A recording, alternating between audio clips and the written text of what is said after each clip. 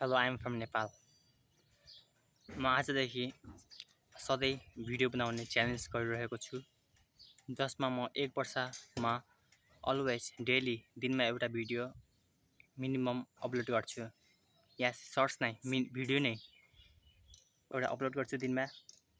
So आज कति भन्दाखेरि असोजको 8 गते और 9 गते सायद, अहिले कति सेप्टेम्बरहरू है, सेप्टेम्बर 25 हो आज बिहिबारको दिन। अनि अर्को वर्षको सेप्टेम्बर 25 सम्म म यो भिडियो कन्टिन्युसली दिनमा एउटा भिडियो अपलोड गर्छु। सो मेरो च्यालेन्ज भिडियो यो। सो यो फर्स्ट डे हो। सो तपाईँलाई म केही चिज देखाउन चाहन्छु, किनकि फर्स्ट डेमा के देखाउनु भयो र त्यसै त च्यालेन्ज भिडियो भन्दैमा राख्नु भएन। मेरो घरमा पर्छ,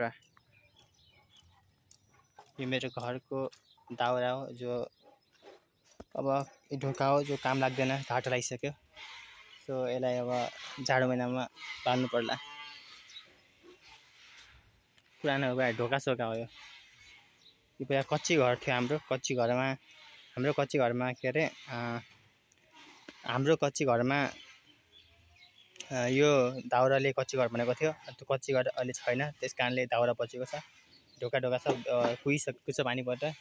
सो यहाँ पनि यो सिरानी हो, जसमा हामी टाउको राखेर सुत्छौँ, यो ओढेर सुत्छौँ।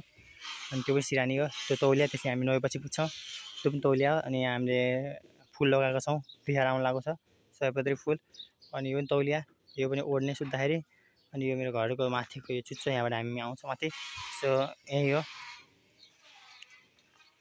सो मैले यो मोबाइलको क्वालिटी यदि राम्रो आएको छैन भने चाहिँ माफ गरिदिनु होला, किनकि मेरो यो स्यामसङ हो 805।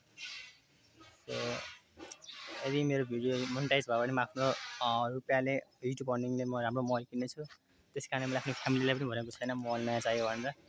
ल्यापटप पनि किन्नु छ, त्यसैले म आफ्नै पैसाले किन्न चाहन्छु। So thank you so much for watching this video. Don't forget to like, share and subscribe my channel. I love you all.